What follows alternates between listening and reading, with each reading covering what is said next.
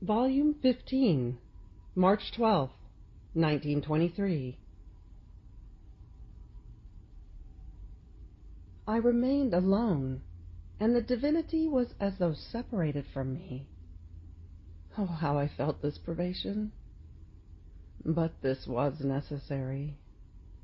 You must know that when the divinity delivered the work of creation, it also delivered all the glory, all the goods, and happiness that each creature was to receive, not only in this life, but also in the celestial fatherland. Now all the part which was destined to lost souls remained suspended, having no one to whom to give itself.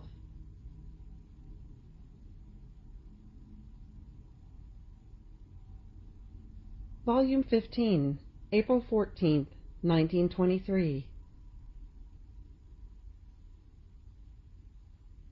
Beloved daughter of my will, you must know that when I want to do great works in which the whole human family is to partake, always if it wants to, my usual way is to centralize all the goods and all the graces which this work contains in one single creature, so that all others may draw as much as they want of that good, as though from a fount. When I do individual works, I give limited things. But when I do works which must serve for the general good, I give things without limit.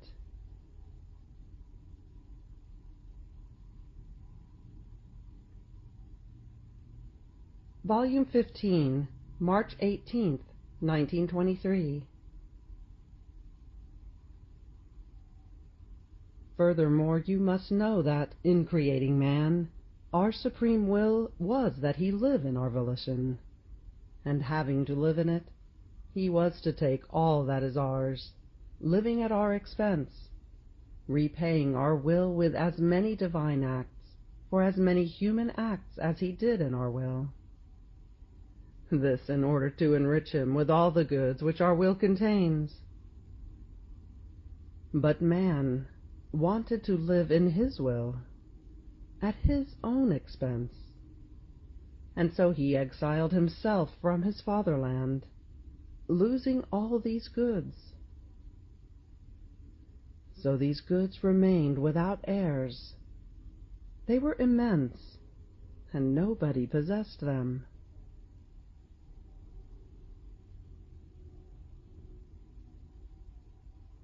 Volume 15, July 1st, 1923. And the one who is willing to listen to me forms my joy and my delight in conversing with her. You must know that when I manifest one truth of mine which is not yet known, it is a new creation that I do, and I love very much to unleash from me the many goods and secrets which I contain. But as much as I say, since I am the ever-new act which never repeats itself, I always desire to say more, and as I speak, I have always more new things which I would like to say, because the new is never exhausted in me. I am always new in love, new in beauty, new in contentments and in harmonies, new in everything and always new, and this is why I never tire anyone.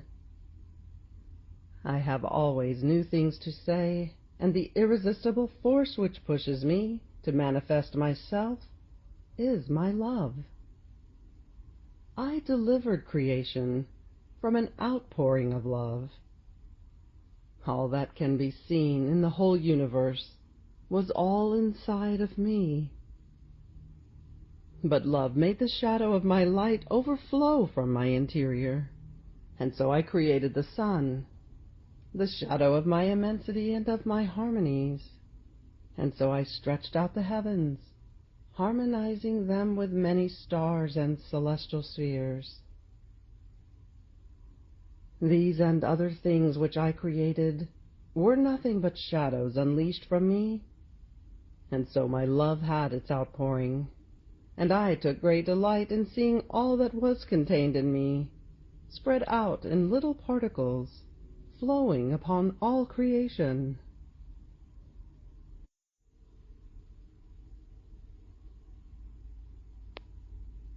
Volume 15, July 5th, 1923. My daughter, everything is profound mysteries and sublime teachings in my life, in which man must reflect himself in order to imitate me. You must know that the pride of the Jews, especially in the fake sanctity they professed, for which they were considered to be upright and conscientious men, was so great that they believed that by just presenting me themselves, and by saying that they had found me at fault and guilty of death, Pilate would have to believe them, and condemn me without making them undergo any interrogation, more so since they were dealing with a Gentile judge who had no knowledge of God or conscience.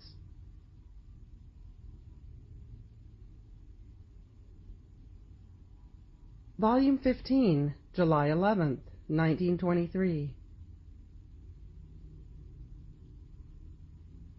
You must know that this fulfillment of my will is so great that it numbers among the greatest works the divinity has ever operated, and I want it to be known, so that in knowing its greatness and the immense goods it contains, souls may esteem it and desire it. 3 times did the divinity decide to operate ad extra. The first was in creation, and it was without intervention of the creature, since none of them had yet come to daylight. The second was in redemption, and with it intervened a woman, the holiest, the most beautiful, my celestial mamma. She was the channel and the instrument I used in order to fulfill the work of redemption. The third is the fulfillment of my will, that it be done on earth as it is in heaven, that the creature may live and operate with the sanctity and the power of our own will, a work inseparable from creation and redemption, just as the most holy Trinity is inseparable. Nor can we say that the work of creation is completed if our will, as we decreed, does not act in the creature and live with the freedom, sanctity, and power with which it acts and lives in us. Even more, this is the most beautiful point, the most radiant and high, and the seal of the fulfillment of the work of creation and of redemption.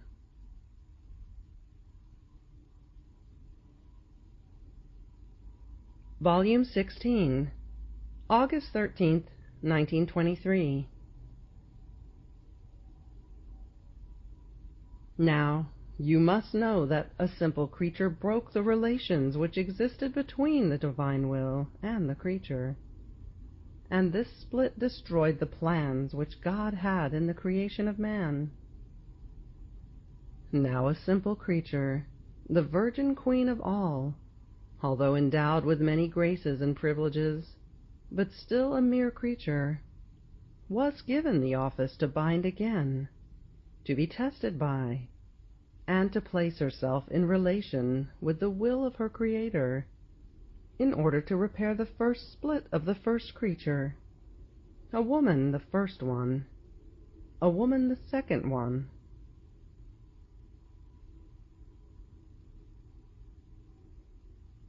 Volume 16, September 21st, 1923.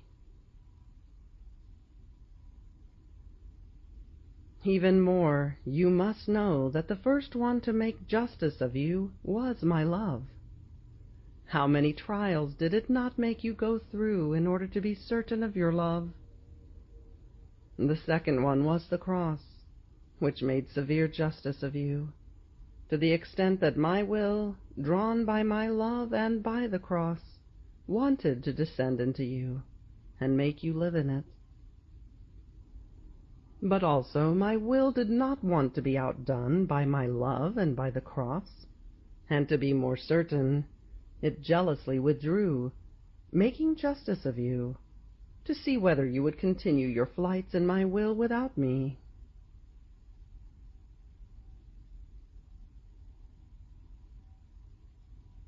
Volume 16, October 20th, 1923. You must know that the soul is my field in which I work, sow, and harvest. But my favorite field is the soul who lives in my will. In this field, my work is delightful. I do not get covered in mud when I sow, because my will has converted it into a field of light.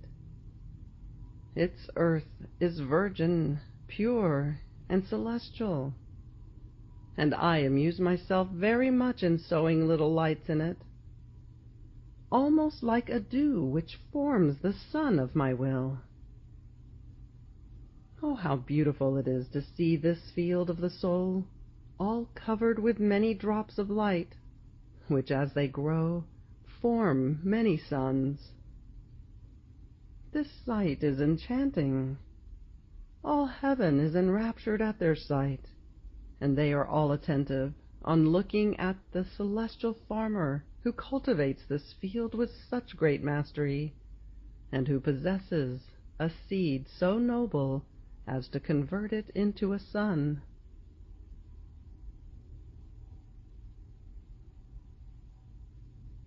Volume 16, November 8th, 1923. You must know that when I came upon earth, I came to abolish the old laws, and to perfect others. But in abolishing them, I did not exempt myself from observing those laws. Rather, I observed them in a more perfect way than others did. Having to unite in me the old and the new, I wanted to observe them, in order to give fulfillment to the old laws, placing on them the seal of their abolition, and to give start to the new law, which I came to establish upon earth, a law of grace and of love, which enclosed all sacrifices in me, since I was to be the true and only sacrificed.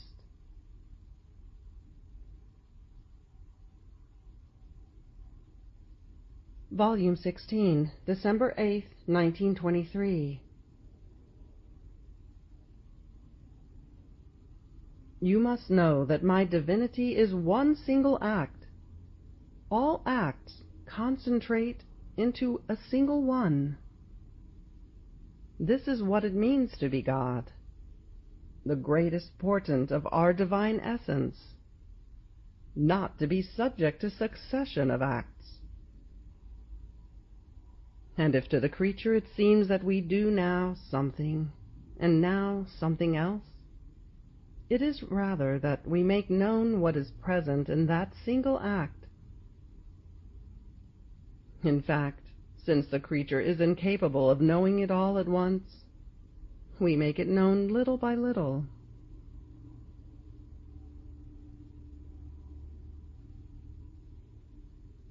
Volume 16, February 16th, 1924.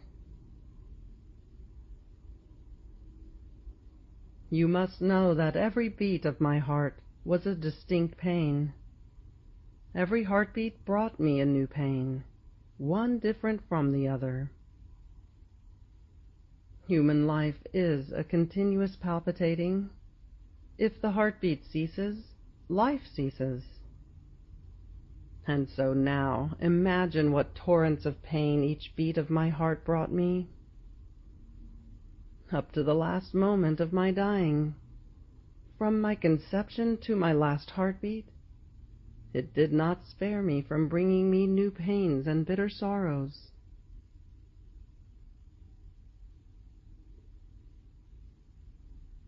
Volume 16, February 28, 1924. You must know that as the divinity decreed creation, it delivered all that it was to give to the creature, the gifts, the graces, the caresses, the kisses of love which it was to manifest to her. Just as it delivered the sun, the stars, the blue heavens, and all the rest, so it delivered all the gifts with which it was to enrich the souls. Now as man withdrew from the supreme will, he rejected all these goods. But the divinity did not withdraw them into itself. It left them suspended in its will, waiting for the human will to bind itself to its will, and to enter into the original order created by it, so as to place in current with human nature all the gifts established by it.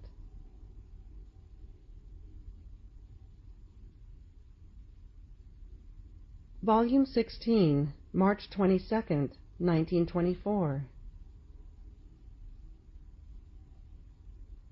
You must know that every effect, every good, every value I make you know about my will, and all that the creature can do by living in it, are like many tastes, baits, magnets, nourishments, harmonies, fragrances, lights. Each effect I talk to you about contains its own distinct property. So by not manifesting all the goods contained in my will, and where the soul can reach by living in my will, you would subtract a bait with which to capture them, or a taste to attract them, or a magnet to draw them, or a nourishment to satiate them. So the perfect harmony, the pleasure of the fragrances, the light in order to lead them, would be lacking.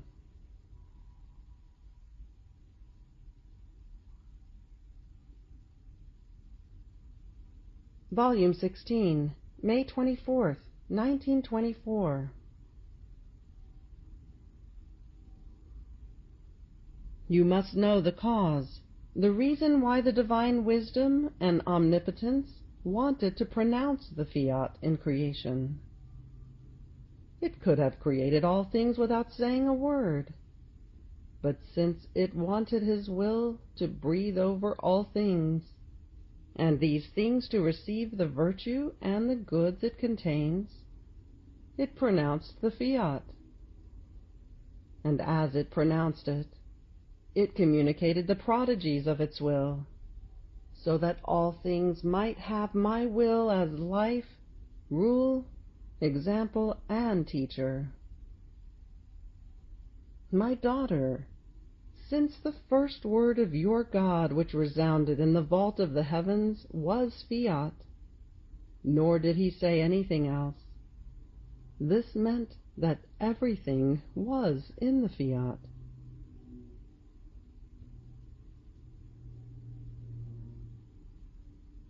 Volume 16, June 6, 1924. You must know that, having to enclose my will in you as center of life, it is necessary that my supreme volition find in you all the ways and all that your Jesus did, because they are inseparable from it. It is not enough to accept one thing alone, which it contains, to prevent it from forming its center, from having its full dominion, and from having its starting point in you, so as to make itself known and to dominate others. It would have it from itself, but not from you. See, then, how necessary it is that you embrace every one and cover the ways of all, taking upon yourself the hardships, pains, and acts of all, if you want the majesty of my will to descend into you, to follow its course within you,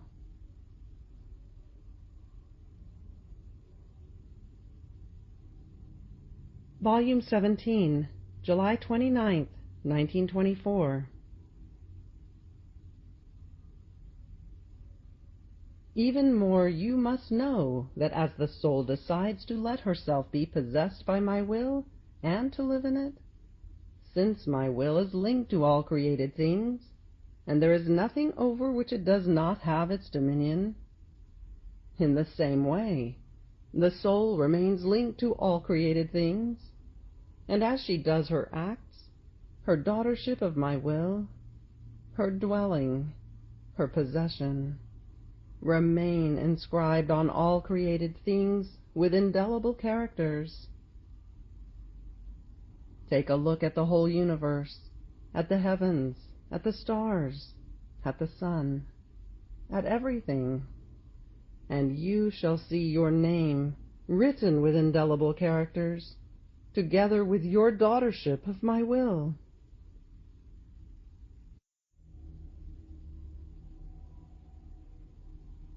Volume 17, October 23rd, 1924. My daughter, you do not know what my will on earth is.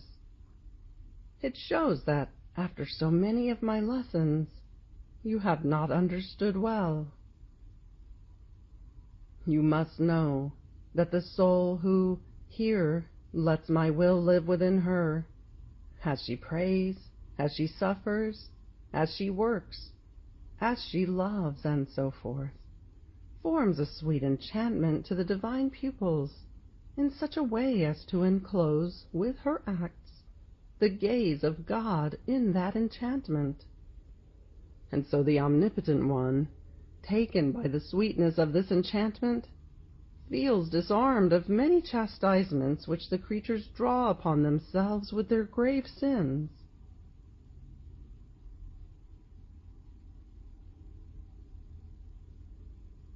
Volume 17, January 27th, 1925.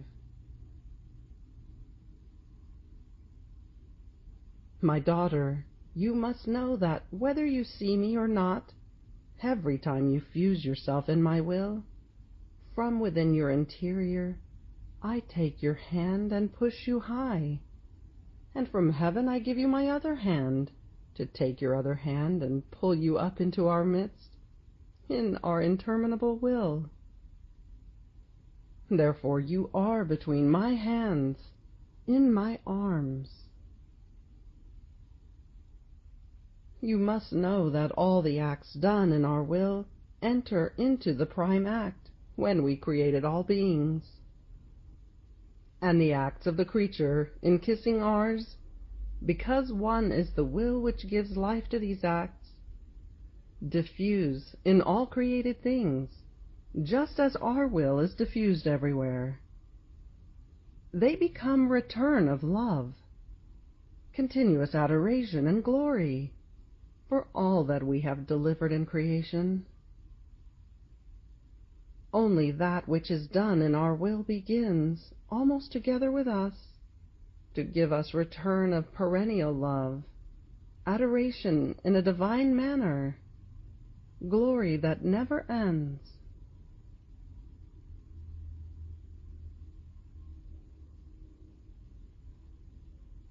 Volume 17, February 22nd, 1925. By doing the will of the Eternal One, always and in everything, my humanity opened the ways between the human will and the divine, which had been closed by the creature through sin. You must know that, in creating man, the divinity formed many channels of communication between the Creator and the creature. The three powers of the soul were channels. The intelligence, a channel in order to comprehend my will. The memory, a channel in order to remember it continuously. And the will, in the middle of these two channels, formed the third channel in order to fly into the will of her Creator. The intelligence and the memory were the support, the defense, the strength of the channel of the will, that it might not stagger either to the right or to the left.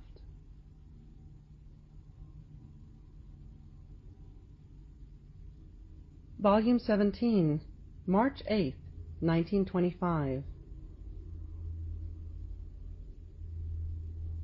You must know that my humanity covered all the paths of the eternal will, and for all the acts I found, which were done for the good of all my brothers, I omitted my own, to return the divine will for its many acts done for the good of the human generations. This was the most legitimate act, which it was appropriate for me to do, for the prime honor of my celestial Father. And as I was doing this, I left the deposit of my acts in the divine will itself, so that they might remain always in act of giving to my divine Father this legitimate honor which creatures do not give him, and of forcing the eternal will to make peace with the human will.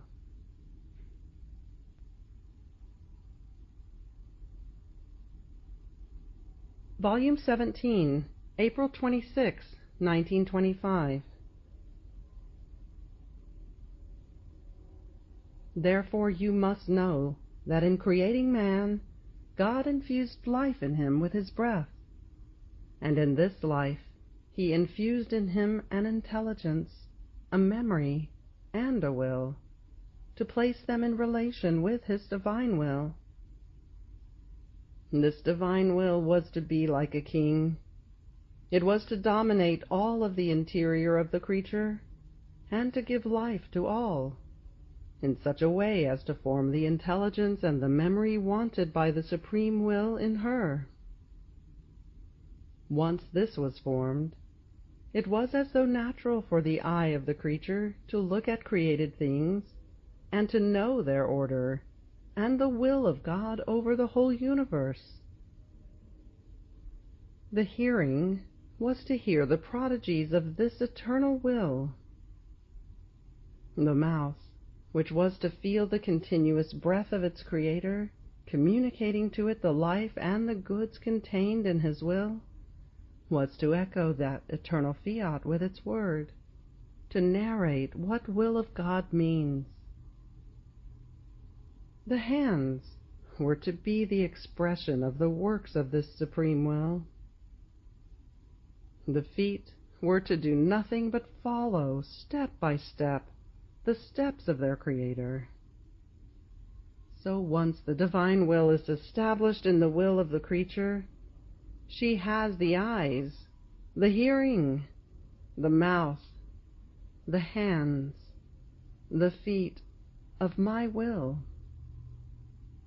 She never departs from the origin from which she came, and so she remains always in my arms, and it is easy for her to feel my breath, and for me to breathe upon her.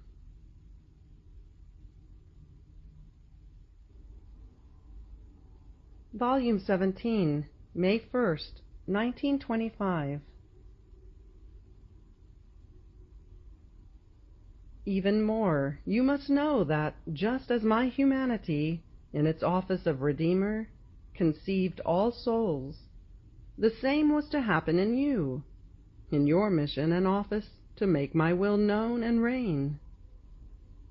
As you continue to do your acts in my will for all creatures remain conceived in your will, and as you keep repeating your acts in mine, you form many sips of life of divine will, in order to be able to nourish all the creatures, which are as though conceived in yours, by virtue of my will. Do you not feel how, in my will, you embrace all, from the first to the last creature which is to exist upon earth? And for all you would want to satisfy, love, please this supreme will, binding it to all, removing all obstacles that prevent its dominion in the creatures, making it known to all, And even with sufferings, you expose yourself to satisfy for all this supreme will, which so much loves to be known and to reign in the midst of creatures.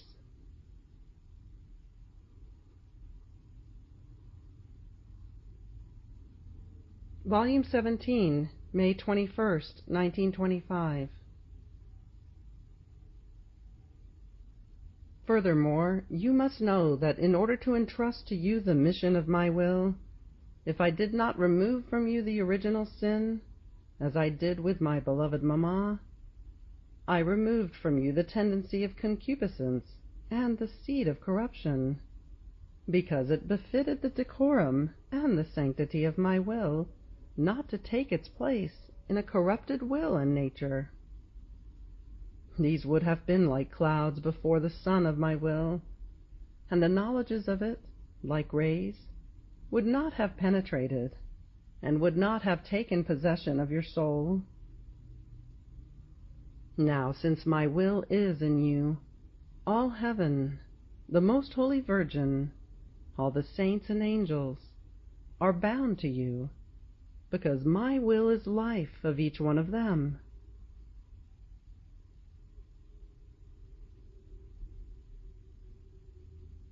Volume 17, May 30th, 1925.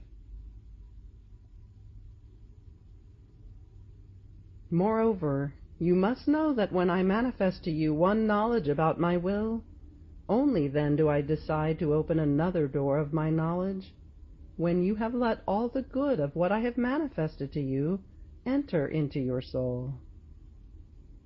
If I did not do so, yours would only be the news of that good, but not the possession of it. And I cannot do this. Whenever I speak, I want the good which I manifest to be possessed.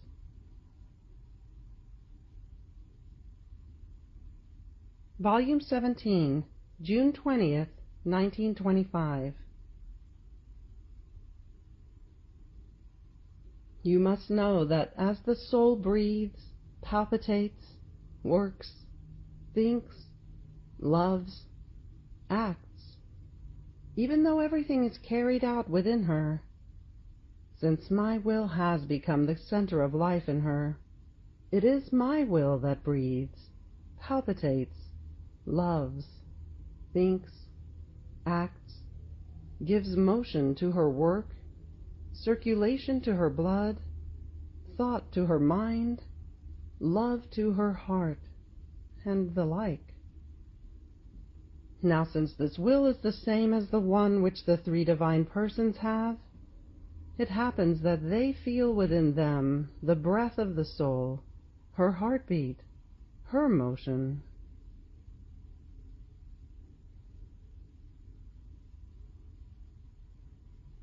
Volume 18, August 9th, 1925.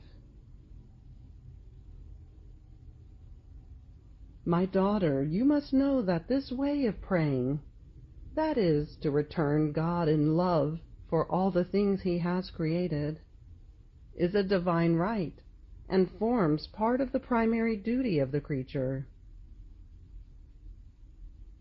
The creation was made out of love for man. Even more, our love was so great that had it been necessary, we would have created as many heavens, suns, stars, seas, earths, plants, and everything else, for as many creatures as were to come to the light of this world, so that each one of them might have a creation for herself, a universe of her own, just as when everything was created, and Adam was the only spectator of all creation, he could enjoy all the good he wanted.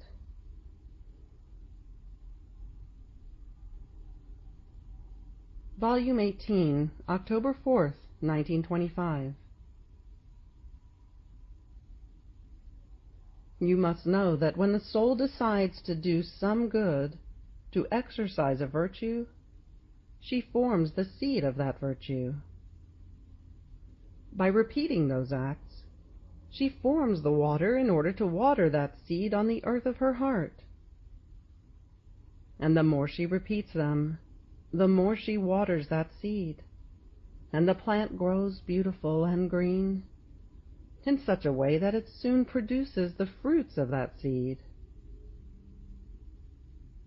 On the other hand, if she is slow in repeating them, many times the seed remains suffocated, and if it grows at all, it grows thin, and it never gives fruit. Poor seed, without enough water to grow! My sun never rises on that seed to give it fecundity, maturity, and a beautiful color to its fruits, because it is not fecund.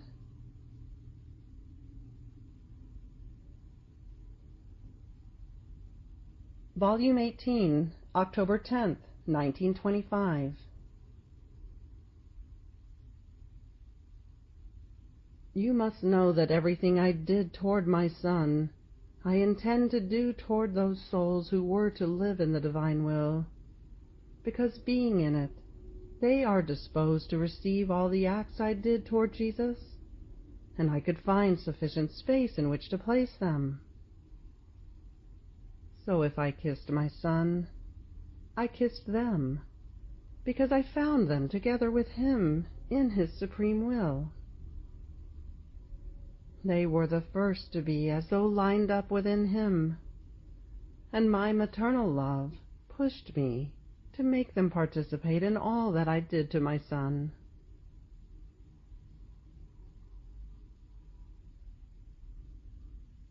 Volume 18, November 12th, 1925.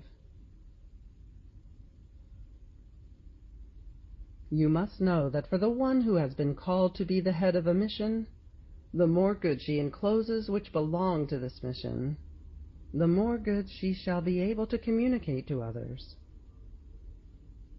Those goods shall be as many seeds which you shall lend to others, so that whoever shall have the fortune of wanting to acquire those seeds may become the possessor of the harvest of those very seeds. This happened with Adam, who, being the first man, was constituted head of all generations, and being the head, by necessity he had to possess the seeds of all that is necessary for the development of human life, so that these might be given to others. It is true that these seeds have been enlarged, clarified, known more, according to the good will of the following generations, to their capabilities, and to the applications they made of these very seeds. But Adam had them all within himself, and one can say that everything comes from him.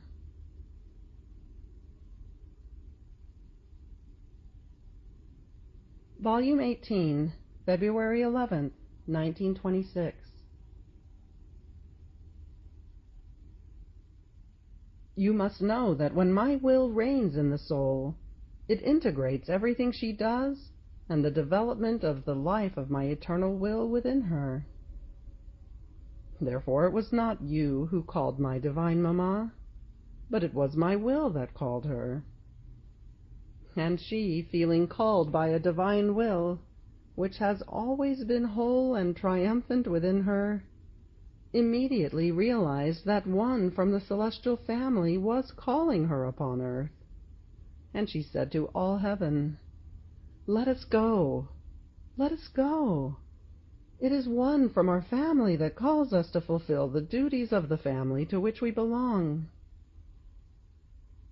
And here they are. Look at them all around us. The Virgin, the saints, the angels, to do the act of adoration that you want to do, and the divinity to receive it.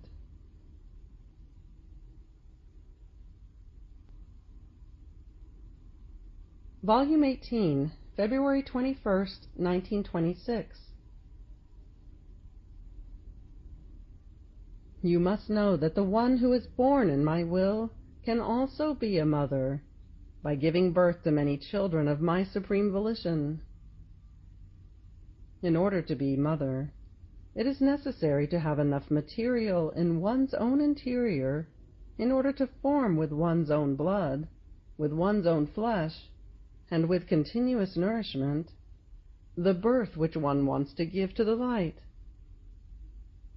If there is no seed and not enough material, it is useless to hope to become a mother. You have reached the end of You Must Know, Series 2, Volumes 15 through 18. Fiat.